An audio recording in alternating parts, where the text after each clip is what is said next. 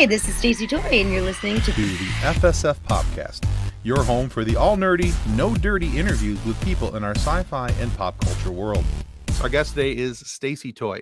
Now, if you watch or follow a show called Fanroom Live, which I'm a fan of the Fanroom, then you're already familiar with Stacey. She and her co-host bring in a lot of celebrities for a unique and virtual one-on-one experience, unlike anything that I've seen out there. It's a really cool experience. So make sure that you go check that out. You guys are going to want to. But first and foremost, welcome to the show, Stacey. Thank you so much. I'm so excited to be on here, and I'm so excited that you got a chance to be a part of the last fan room, so you got to experience it and now understand what it's like when Cedric the Entertainer, the other producer of the show, he's like, be in the room. That's what he always says. And so you were in the room. So thank you very much, Tim. I appreciate that, and I hope you had fun. I had a blast. It was a great time. Yay! So. Well, we have Tommy Chong coming up at the end of this month. We're going to be interviewing. So essentially, Fan Room, for people who don't know what Fan Room is, it was something that me and my friends and I all kind of came up with during COVID because we couldn't work in the entertainment industry. So it was Cedric the Entertainer, Mitch Faulkner, Jeff Krause, and Jay Benjamin, and we started doing this last year, and it just kind of gained some traction. But essentially, you come on, you get a virtual link, or you get a link to join us on the show, and then you get a one-on-one chance to interview and ask questions to your favorite celebrity. So, like I said, with Tommy Chong coming up, we can have a lot of different people come in and ask fun questions. I mean, Cheech and Chong, it's huge. But in the past, we've had Joey Belladonna from Anthrax. We've had Ice-T and Coco. We've had Jessica Parker Kennedy from The Flash. Paul White, who's running the AEW and the Big Show. He was the former Big Show. I mean, so as far as guests, it is everywhere. And now we're also streaming on a bunch of different platforms, and we're in like 180 countries right now with like 360 million viewers. That's huge. And we're growing. It's like a year old. And it was just something we kind of did and threw together because COVID took away the film industry. And so we kind of all just ended up coming together and saying, what can we do? So we just invented it out of a bad situation, which is my favorite kind of projects to do. For me, one of the cool thing was because I was in for the Joey Belladonna one that you mentioned. And so, here I am talking to the lead singer of Anthrax about football. That's what he and I talked about. We talked about football because I was wearing a Detroit Tigers hat, and we started talking about that because it's I think it's this one right here. Actually, my Red Wings hat. See, that one. But it's my St. Patrick's Day Irish Red Wings hat, and we were talking about that, and then come to find out he's a Minnesota Vikings fan, and we're talking about the NFC North and football, and nothing that I ever anticipated sitting down and talking to Joey Belladonna about. And I think that to me was what kind of sealed it for being as cool as it was. It was not your typical conversation that you're going to have. You have the opportunity to really talk to him about anything, really. And you never get that opportunity, even when you do go behind the scenes or to do a meet and greet when you're in person at a concert, because everyone is always usually just filing through, oh, I love you, have a picture, have an autograph. Right. Okay, thanks. So this is actually like 2 to like 3-4 minutes where you actually, like you said, get to talk football with the lead singer of Anthrax. Like, who gets to do that normally? Because I did. More time. You did. The only experience I've had even close to that was my husband and I went to an Abney Park concert, and they're a steampunk group.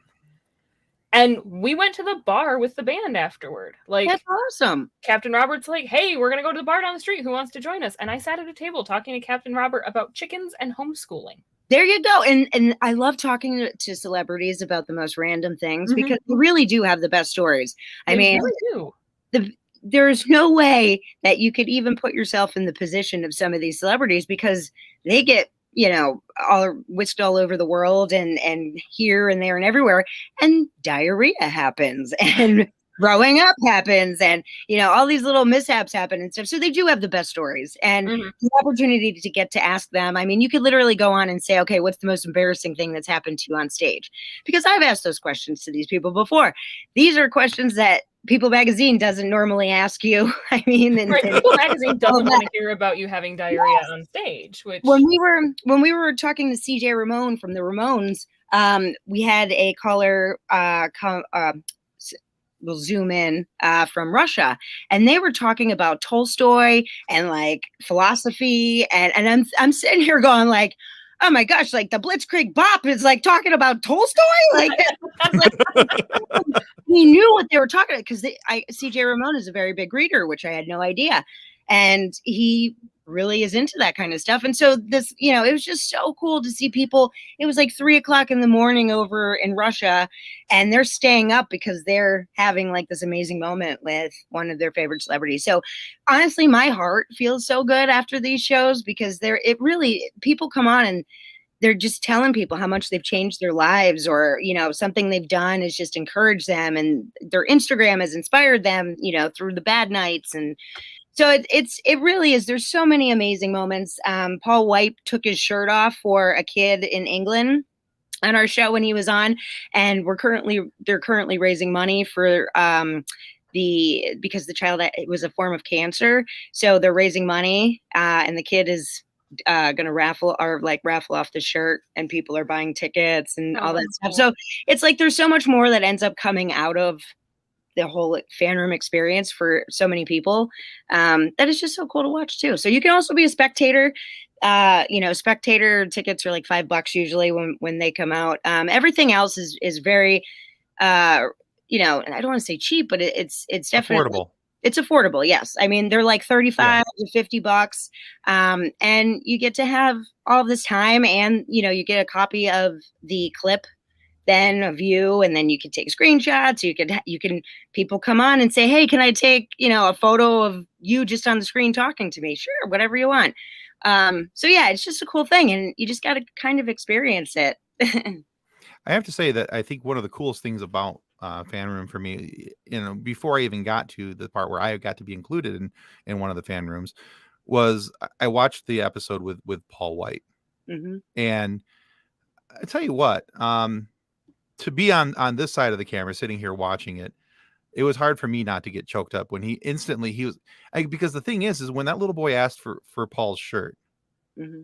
he didn't even hesitate. I mean, he took it off right. And he's like, yeah, this one you got, the one I'm wearing. Yeah. He was like, yeah. And he took it off immediately. So, I mean, for you being in there, I mean, how is it? How are you able to keep your composure during times like that? Because there are some emotionally charged moments with your show because of the connection that people have with these celebrities. Yes. Well, to be honest, I worked in television news as a live broadcast director for 11 years. So I've, learning how to deal with pressure and emotions and all of that kind of stuff is something that I've, learned how to do, just because when you're, I was directing when the Sandy Hook shooting happened with the kids.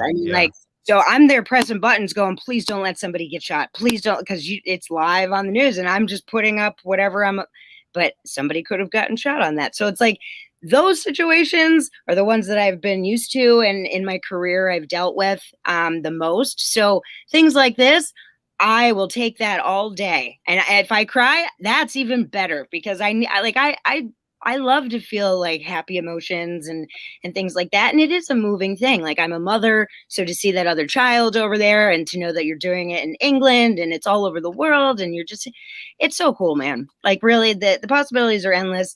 And to keep my composure, I don't care. I mean, ultimately, it's something that I know how to do. But if it's really moving, like that Paul White thing with the kid, when he was just like, okay.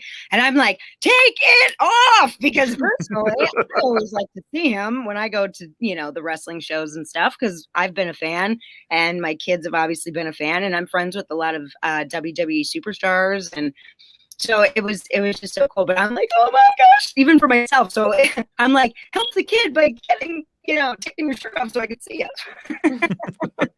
So no, but I mean, at the end of the day, it's all in good fun. Nobody's getting hurt, and everyone is, banding together and coming to do good things. And so I want to be a part of that stuff, whether it's my actions or not.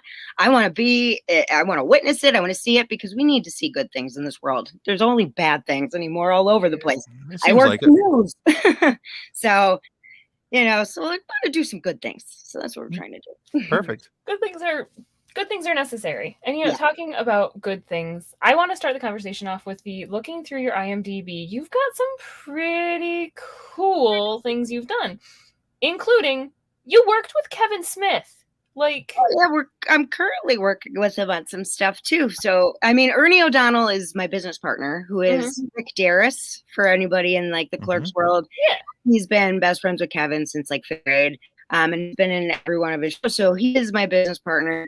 I love Ernie to death. And so we, do occasionally do some stuff with Kevin. But yeah, I love working with those guys. Marilyn Gigliotti, Veronica from the first Clerks is my roommate out in LA, actually. So she's cool. out there.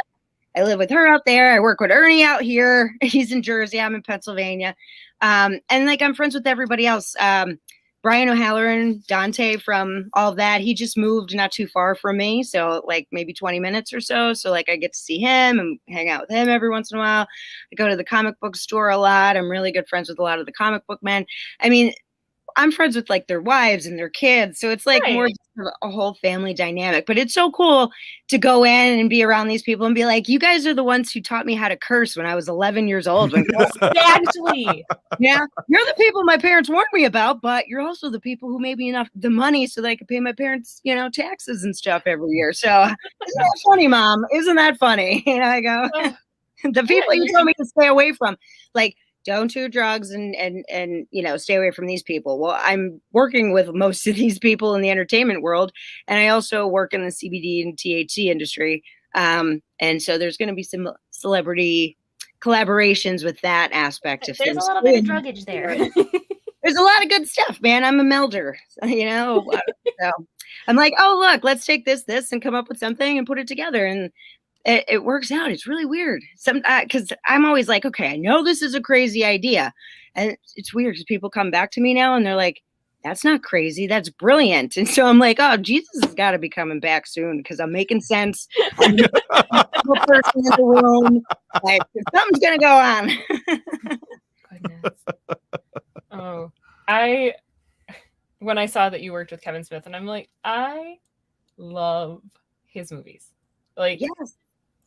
My mom is watching this with me. Oh my gosh. It's my brother's fault. We'll just lay it out there. It's their fault. They introduced me to it. It's not a bad thing though, man. Like, all this stuff's so fun. I'm excited for Clerks 3 too. I was on set in Jersey with them when they were filming it last month. So right before the show that you actually saw, I had gone to Jersey to do the filming, and then I had to go up to Canada for some work stuff, and then after that is when I did the show. But I was on set, and I was with everybody, and it was just so cool. But it's even cooler, I guess, because I'm 38 years old. So when Clerks came out, I was 11. It was 94, and now to like have that be like one of my first big like movies that kind of really got my attention and like had me focusing on other things, because I grew up poor. We had like 2 channels on the TV, and that's if you had like the bunny ears. Trying to go in the right direction. Yeah, the right way. So Clerks, my friends and I all went into my one friend's basement and we watched it, on VHS tape and stuff. So, and just throughout the whole years and how like his movies have really helped me out. They used to make me laugh when I was depressed and, in college. And you just go back to them and they're just like classics that kind of just take your mind off of things for at least a little bit. Mm-hmm. So to have Clerks 1 be like the very first movie that was like huge for me. And then to be on the set of Clerks 3, and these people are my business partners and my roommates. Like, I literally stood back on a couple occasions just to take like 5 seconds and just take it all in and go, wow. Like, I'm just so grateful, to have those full circle moments.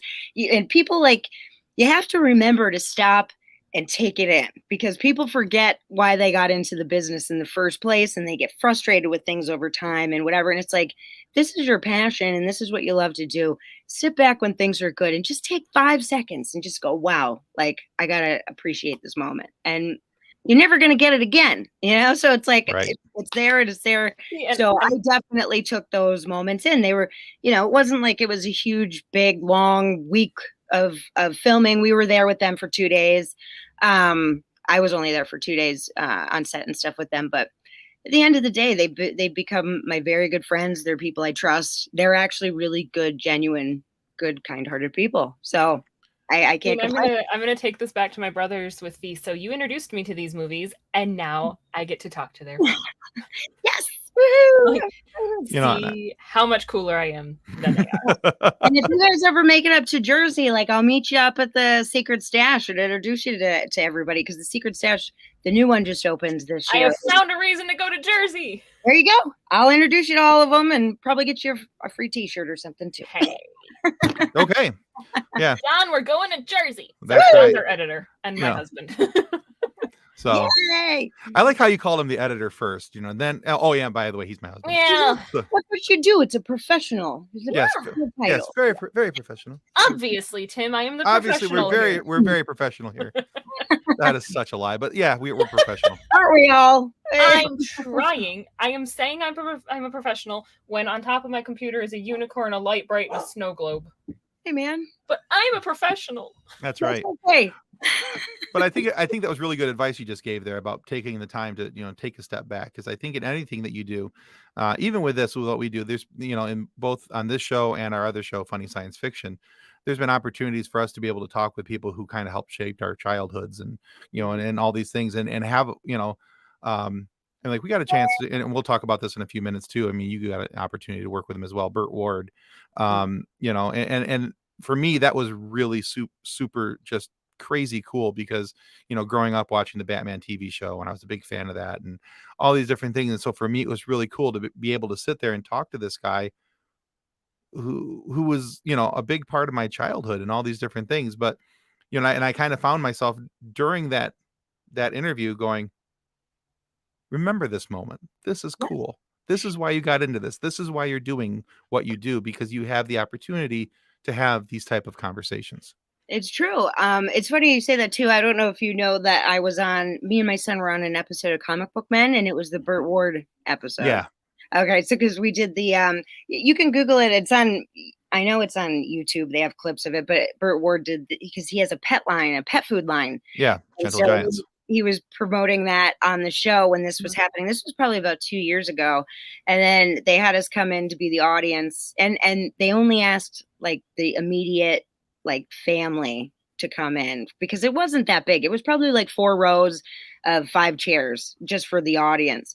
And so when they called me and said, hey, how about you and your son come? We want you guys in the family section. I'm like, oh my gosh, like even that, like just sitting there, I didn't say anything on TV, but you saw my face, you know, you saw my son. And even my son's like, oh my gosh, like he's so excited now. Like he's getting into the business. He's done a few commercials and stuff since then. Oh, and cool. Out on a few sets with me, but he also just put together, he's 14. He just put together his friend and another client of mine who's a YouTuber out in Los Angeles. And he put them together. They collaborated, did a song, and then I helped them put together a music video. And my son actually was there to do filming. He was like handling, you know, all of his friends, like the people that the artists. And so last Friday, the video just dropped. It's PYRO featuring 40 Flow, the number 40 Flow, and it's called That Action. And my son's in it. He's the other like person in the video. There's 3 people. Oh, really? Okay. So they asked him to be in the video, but at 14 to see him like pushing, wanting to do this stuff is because he said that he's been watching me. And so, but then he's like, I want to understand why you do what you do. So when he started putting things together and things were frustrating, he was like coming to me, Mom, I don't know what to do. I'm like, okay, well, you got to get on this person. You got to tell him this. And if it doesn't work out, then like they don't get this opportunity again. He was listening to me, did very well. And then to have the video come out last week, he's like, oh, I get it now. I get it. You know, and it's like all That's this hard awesome. work and like, you gotta do it. But then once it comes together, it is the best natural high that you will ever experience, which I'm sure you both, you know, have experienced before. Oh, sure. I mean, with this podcast and all the stuff you do, it's like you work so hard and everybody's like trying to knock it down, or this isn't working, or that's not lining up. And then when it comes together, you're just like, oh, why is somebody standing up and slow clapping for me? Right. You know what I When mean? we launched our first episode of this podcast, our first interview for Pop Culture Addicts was with Carol Baskin. Whoa. I know. King lady. I mean, Yes, it was amazing. And it was so funny. It's like when Tim's like, hey, so I booked an interview with Carol Baskin, and I'm like, what? That's crazy. And that's awesome. How was she to interview? A lot of fun, actually. She, the thing is, I think a lot of people just watched Tiger King and based their opinion of her off that one single documentary, which was, basically about meth heads and tigers. And during COVID, what else do we have to do? Exactly. We were bored. And honestly, I found her to be very engaging, very, very friendly, very funny. She's extremely intelligent about tigers and what's going on with them and all those things, which made for a really nice conversation. That's great. I wanted to go down to her place in Tampa. I know that they still have that wildlife place because I go back and forth to Florida quite a bit. I have a place in Daytona too. So I was down there the last 2 weeks. I just got back on Sunday. But I was looking at that and I was like, I need to go down there. I need to go check it out. Like it's in Tampa, I believe. So yeah, that's so cool. Out, so I want to ask you a question, Stacey, because I see the word, and we all do this. We see the words producer, associate, or executive producer. Every time we watch the credits of something, there's always, whether it's a movie, a TV show, whatever, there's always a producer. But I venture a guess that the majority of us who are watching or listening, including myself, don't really understand what the role of a producer is when it comes to filmmaking or anything like that. So, or what the differences are between the types of producers. So I was hoping that since we have a real live producer here with us, a real live one, that's right, that I was hoping you could help us understand this better. What is a producer? What exactly does a producer do for a movie or a TV show? Okay, so originally, after I got out of live TV news, I only knew live TV news producers. And so that's what I thought a producer was. And then when I got into film and television, people started telling me, you're a producer. And I'm like, no, I'm not. Like, I saved their butts, like when we were in news and stuff. That's not me.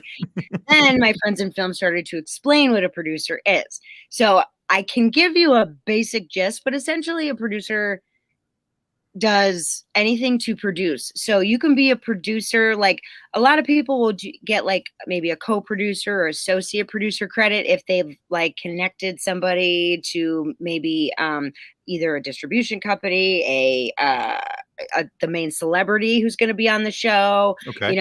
Anything that has an aspect, but it's not on a giant scale, but it's enough that like if it wasn't for them, then like maybe we wouldn't have the star of the show because they're friends. So we're just giving them the credit so that they can also, get paid for their help. Otherwise, the regular producer for me, it's essentially you put everything in your crew together. And then people tell me what they need and I go out and I get it. I assemble things in line. I get distribution, you do the marketing, the publicity, you're literally hiring and dealing with cast and crew and schedules and money. And executive producers are the ones who really are the either inventor of the project, the show or the film, or the person who's investing and funding the whole thing. Executive producers are usually the people who started the show or, film, and then the people who fund it. Co-executive producers, pretty much the same thing because they could be funding it at a smaller level. It's essentially all of these titles are basically whatever you negotiate, but they're all a type of producer. So whatever you produce, that is where your title is going to come into play. But there's no like set definition for, like a taxi driver, they drive a taxi. A producer, they're driving the whole project, cast, crew, everything differently. But that's why you also have, multiple producers so that people like me don't have to do everything. I already know what my strengths are and So if I can work with somebody else on the team where I don't want to say weaknesses because they're not weaknesses, we can always figure it out. But if they have a stronger connection with people, say for distribution or for this or for that, then I love collaborating with people that are cool. As long as you're cool, like my number one rule is don't be an a-hole. And you think it's simple, you think, but It seems to be a harder and harder thing to do as the years go by. You're right. So I'm sorry I can't give you like a definition, but no, I think that's a pretty good answer though. That helps me understand it because, you know, in my mind, you know, when I think of a producer, I was kind of thinking something along the same lines, but I wasn't exactly sure. You know, it seemed to me like it was somebody in the background going, "Hey, go do this, go do that, go do this." But you know, the hey, go do that probably didn't look good on the movie credits. No, but you know, and that's the thing, like 100 Acres of Hell, which is the horror film that I helped do with WWE Superstar Gene Snitsky and Ernie O'Donnell from Clark's. And it's currently out and streaming on like Amazon and Vudu and other platforms. But even like with that one,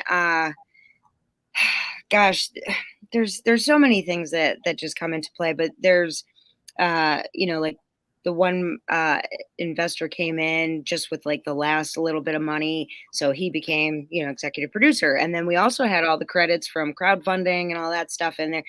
I mean, there's so much, but ultimately that movie was the one that launched my whole career because I ended up being the production manager, which is running the whole production. So that was like my first gig, was running the whole production. A week on my first it was my first week on a film set since leaving TV news. And people just assume that I know what I'm doing because I like to ask questions. I have a natural curiosity.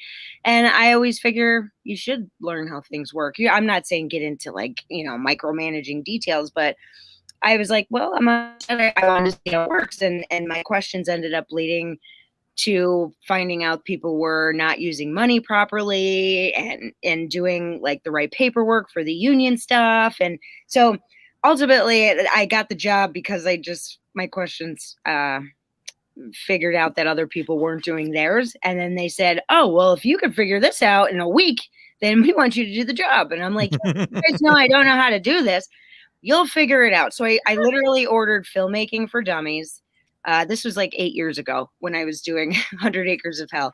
But I ordered Filmmaking for Dummies. There is no producer for dummies. I'm literally taking notes as I've been going through the years because I want to come out with one, and I will reach out to the For Dummies franchise and see if I could write one. But I think that's on purpose because the more I do figure it out, the more I realize that producers, do so much stuff. I mean, you're producing me right now. Hope we're getting paid for it. Look, Tim, you're a producer.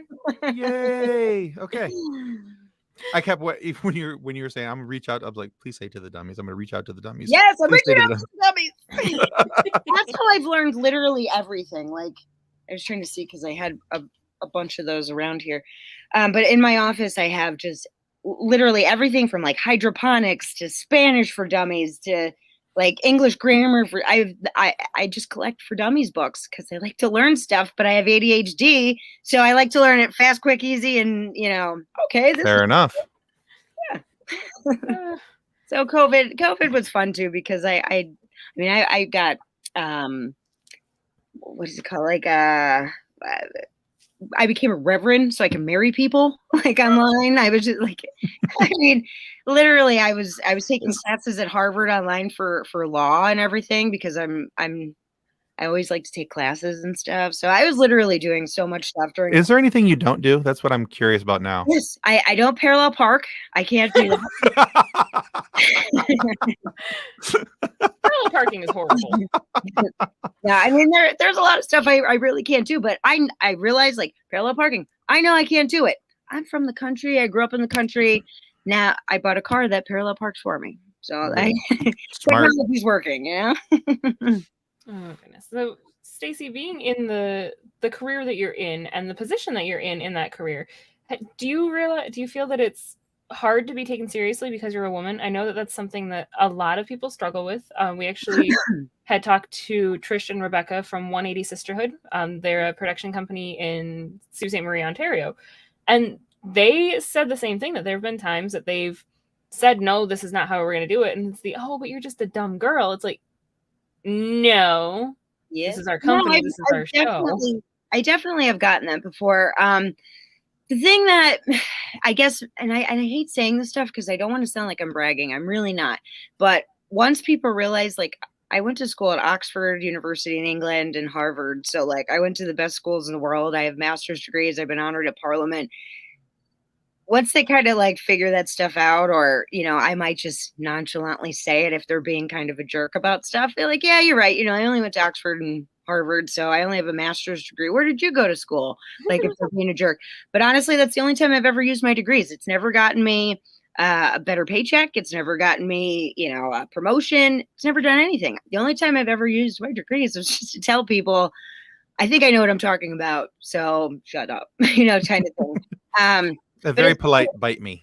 Yeah, if you've ever put me in that position. It's only, you know, maybe 2 or 3 times my whole life. But at the end of the day, yeah, that kind of stuff, once people realize that, you can't really say that you're stupid, especially because people call me in to save their ass. I'm like the queen of the loophole. So I know how things work. I learn how to make it work for me, and then people hire me for it. So go ahead, call me stupid because I'm saving your ass and taking some of your money too for doing it. But as far as that, I've had people, one of the first other big, it was a $15 million film. It was going to be done through Universal. And I actually ended up pulling the money for it because people weren't doing the right thing. But as I was going through the entire process, working with the other 2 producers who were out on the West Coast, they would say things like, you don't know what you're talking about because you're in Pennsylvania. You've never worked out here for all the major studios. So you don't know. Well, I ended up pulling the money, and those other producers lost their jobs. So it's like, you know, for their other stuff, because they didn't know what they were talking about. Right. That had nothing to do with me. But it was just like, at the end of the day, all these people who like to tell you, oh, I know and I'm better than you, and I'm this, shut up. You know, that's not how people treat each other. That's not how it works. I don't care. Nobody cares about my degrees or where I went to school or that I did this or that, but it definitely helps to get people to take you seriously. I mean, people definitely try to take advantage of, you know, wanting to take me out or trying to like hit on me or try to get me in situations. And it's like, dude, I tell them I killed my first husband. I've been a widow now for 10 years, a widowed single mom of 2 boys. They're 16 and 14. I have 2 teenage boys. One is driving. Like, are you kidding me? Like, I don't need to deal with all this other nonsense stuff. So, but once you do establish yourself and people respect you, your character stays with you. And that's one thing I always try to tell people in the movies.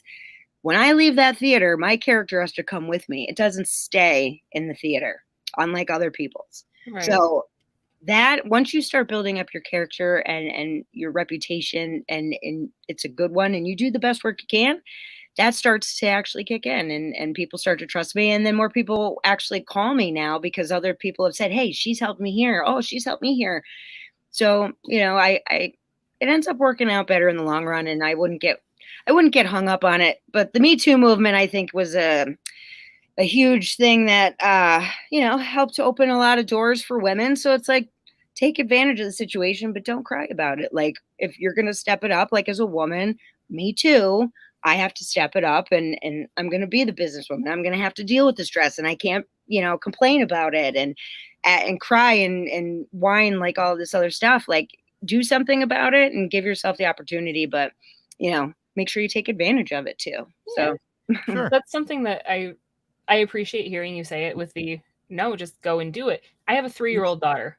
Like, she is 100% into the, I'm going to do it myself. And it's like, I want you to have that attitude. I want you to know that you can go out there and throat punch somebody when they deserve it. Like, I want her to grow up to be that person. Well, have to be an attorney then, because if she's throat punching people, she's definitely going to need it these days. No, but I understand. That's so cute, though. It's good to hear the I don't want to say girl power because that sounds wrong, but no, you can do it. You can step up and do it. Like, yeah. I like that. How many times have we all failed? Like, way more than we've succeeded. Just today. Yeah, just today. I know. Right? Yeah, just today when I had to rip the entire car seat apart because she dumped chocolate milkshake in it. Don't you love that? That happened to my son once too, and it went into the little vents into because I had the back seat. I had leather seats at the time, and they went all into those little tiny pinholes because they had like heated seats in the back, and so the seat in the back wouldn't heat up, so I had to get it. And that's the thing is the seat that hers is in is a heated seat, but I had luckily I had one of those plastic or rubber like seat protectors. So it didn't get to the leather, but then there is melted chocolate milkshake that I have to try to figure out how to get the plastic container thing out of my car without spilling it, and then I ended up dumping it all over the front of myself. But it didn't go in my car. That's okay. You're a good mom. You're the fact that you're doing it, you're a good mom. I'm not gonna let my car smell like sour milk. Change your clothes, quick shower. None's any the wiser. You're good to go. Yes, you didn't lose your dignity, so that's good.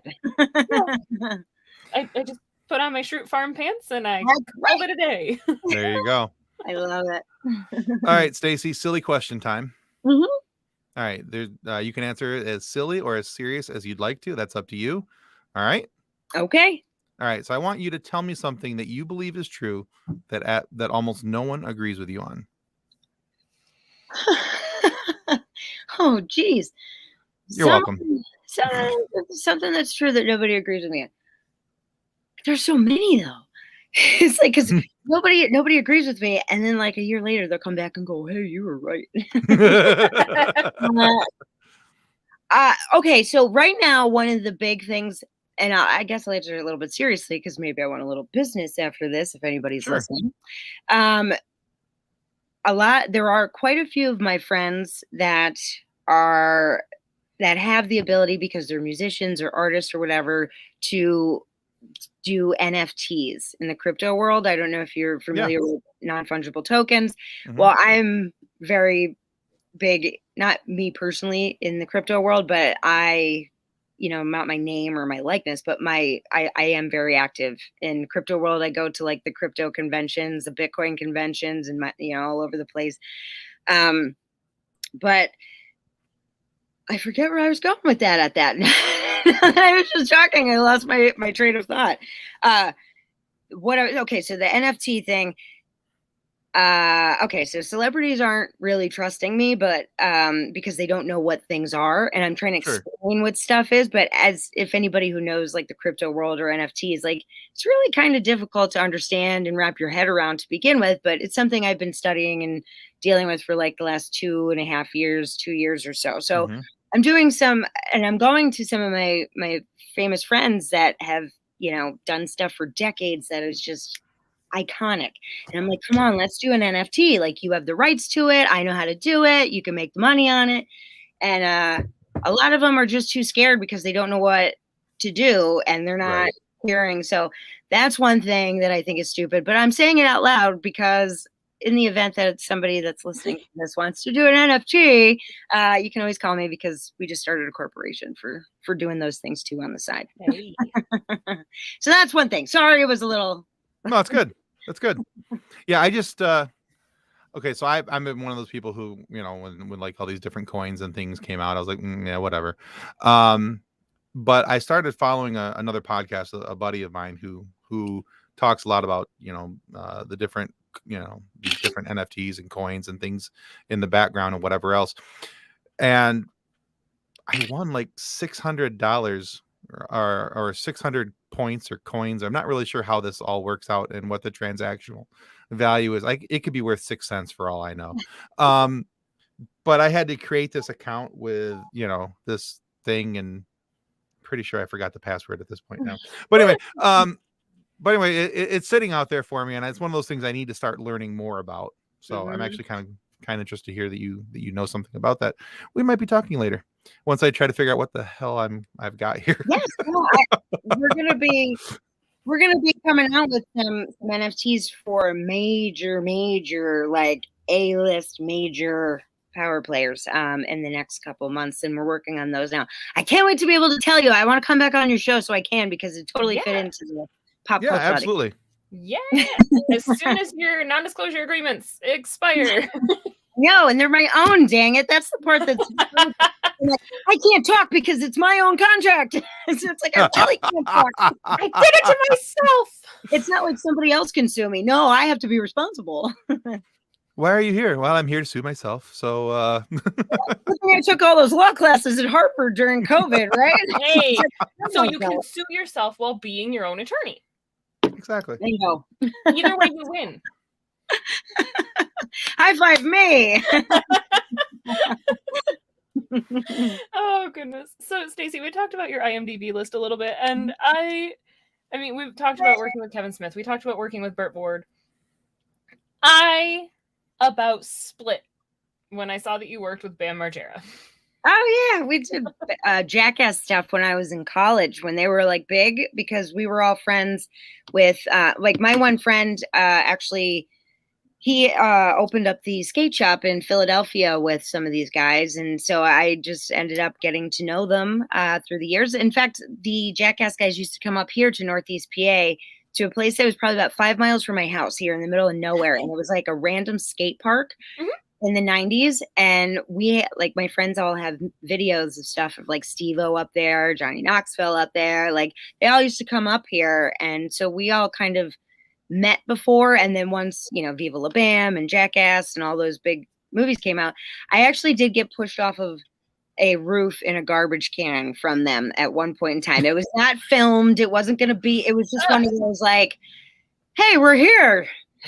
And I'm like, you know, like back then in college when you always, you know, doing drugs and partying and stuff like that. I'm like, throw me off of the.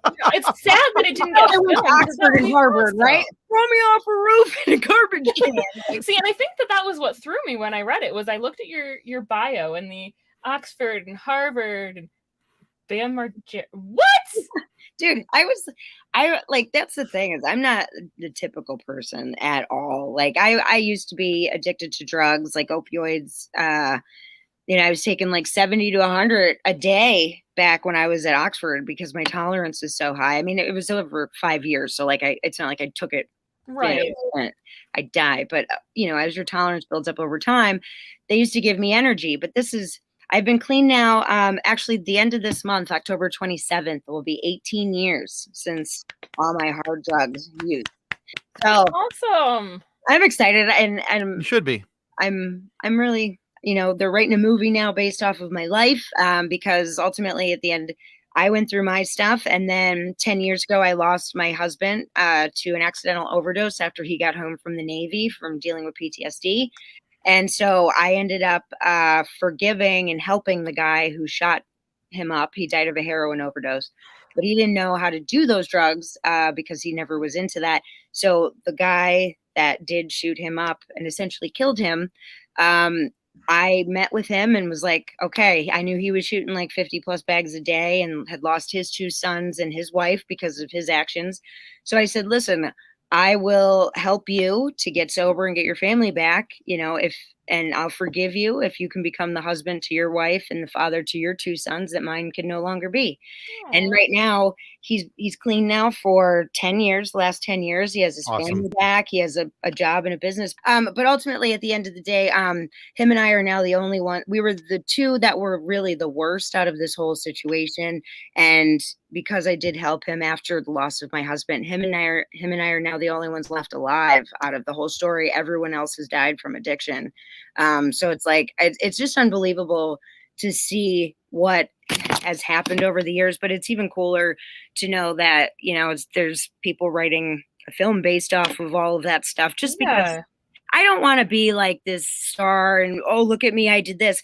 But I do remember being up and going through withdrawal and not having anybody to talk to at 3 a.m. and like contemplating suicide because it's like so bad. So I wanted to make a movie like this where it could be inspiring, because it's still going to be R-rated. It's going to be sex, drugs, rock and roll, because that's what my life was at that point in time. Right. But also, you know, how I got back into, you know, with my faith and my life and just getting back into every day, and then trying to make something good come from something bad when my husband died. And, you know, just that whole learning process, like, you can help yourself, but you have to want to help yourself, because if you don't, then, you know, they don't always survive or whatever. But instead of taking this guy to prison and ruining his life, because ultimately he'd been there before, so this was like a second home to him.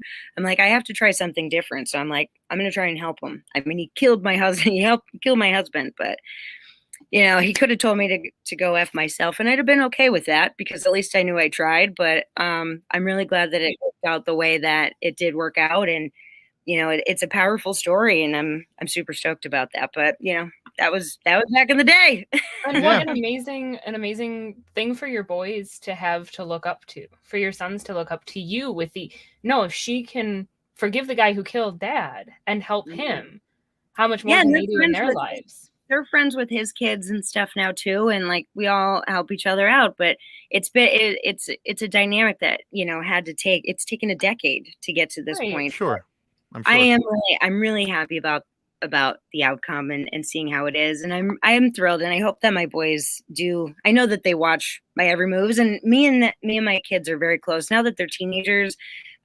We talk about a lot more. Like I like to treat them like an adult, and I like to hide stuff. Like they know exactly what happened with their dad. And, we've worked through that because I just don't want to have any more trauma or any other things. Like I am a through it, not around it person. So if you got a problem, go through it and deal with it. And however we need to deal with it, we will. I don't care if it's counseling, doctors, whatever we need to do, let's do it. But I'm a through it, not around it.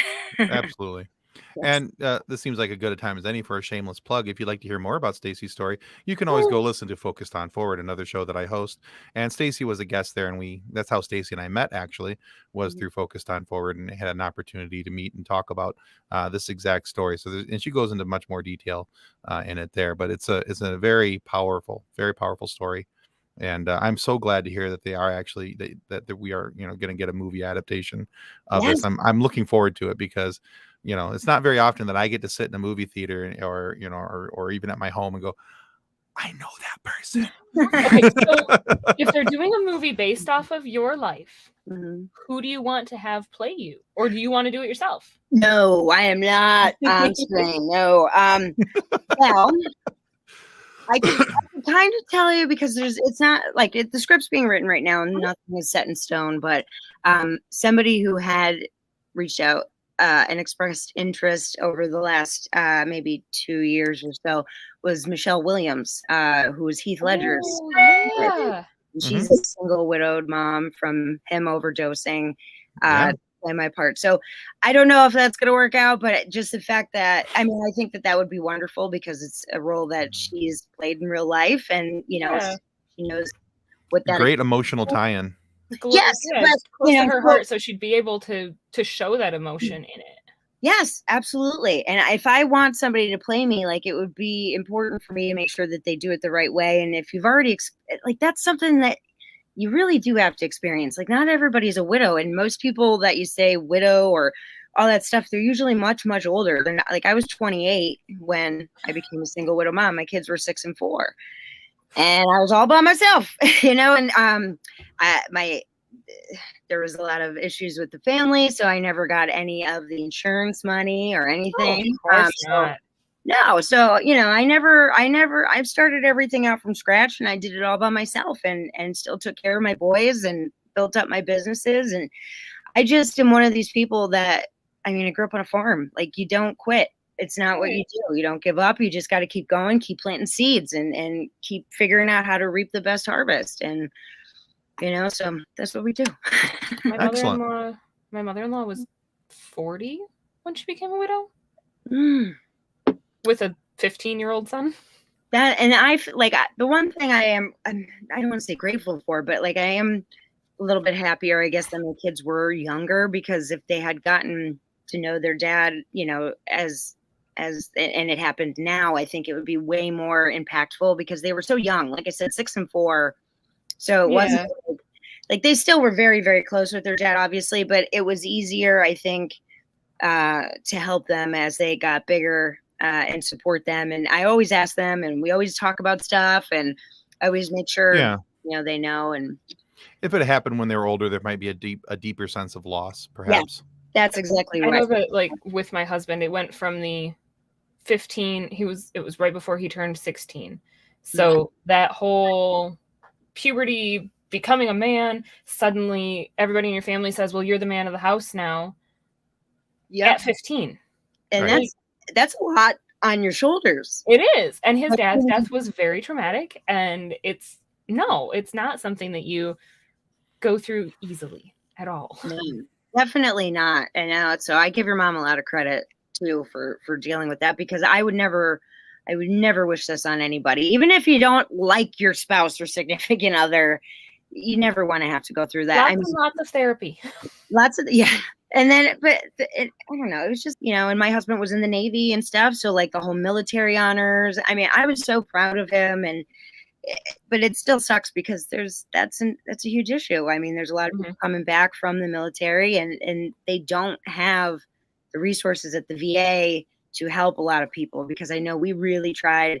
My husband went to a lot of doctors, for his depression and for PTSD. I mean, he was on the aircraft carriers and saw people get cut in half because, when the aircraft carrier land, that cord that catches the aircraft carrier or the aircraft snapped and stuff. So I know he's seen some extremely traumatic things that were his very good friends that died. And, so I know when he came back, he also decided to not re-up his thing, because he saw so many people, their wives were cheating on them. Their kids didn't know them as a parent. And so he wanted to not have that. And, but when he got home, it was like, he was a jet mechanic on the aircraft carriers, but where are you going to find work for that, in Pennsylvania?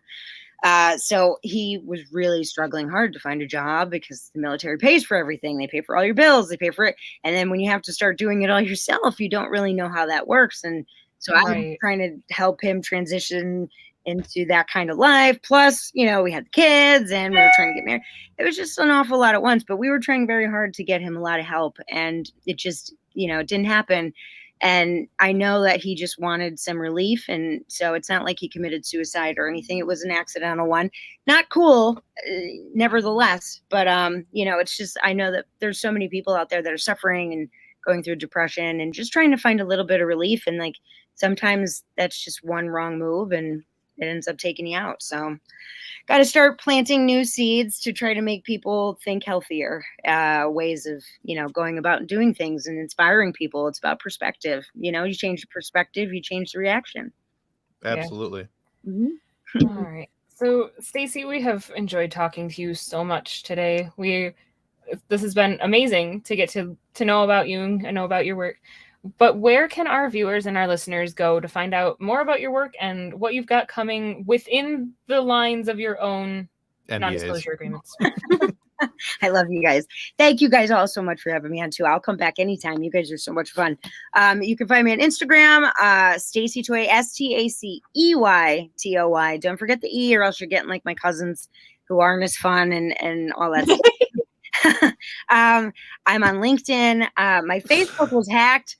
So I'm working with Facebook actually to try and get it back, because there's just so many like pictures and people and all that stuff that I was trying so hard to salvage if I could. But if not, people will be getting a new friend request from me. So Instagram, LinkedIn, and all the other press releases and stuff for right now. Very good. Yes. Awesome. We are going to link all of those in our description so that our viewers and listeners can find you. Woo-hoo. Thank you guys so much. Like we did. In a non-creepy way. So, all right, guys, want to just remind you that subscribing is the single most important thing you can do to ensure that we get more amazing guests like the amazing Stacey Toy here, so that we get to have great conversations for you guys to listen to. So please subscribe. It helps more than we can ever really tell you. And remember, kids, pop culture, it's all around you. It influences every single portion of our lives. So be sure to come back next week, because we're going to have your fix waiting right here for you. Thanks again, Stacey. Thank you guys so much. Thanks, everybody. Have a good day. On behalf of the rest of the hosts of the FSF Podcast, we want to thank you for listening to this episode. If you'd like to be a guest on a future episode, please contact us by means of Twitter or Instagram using the handle @FSFPodcast, or go to www.fsfpodcast.com and click on the Contact Me link. Thanks again, and hope you enjoyed the episode.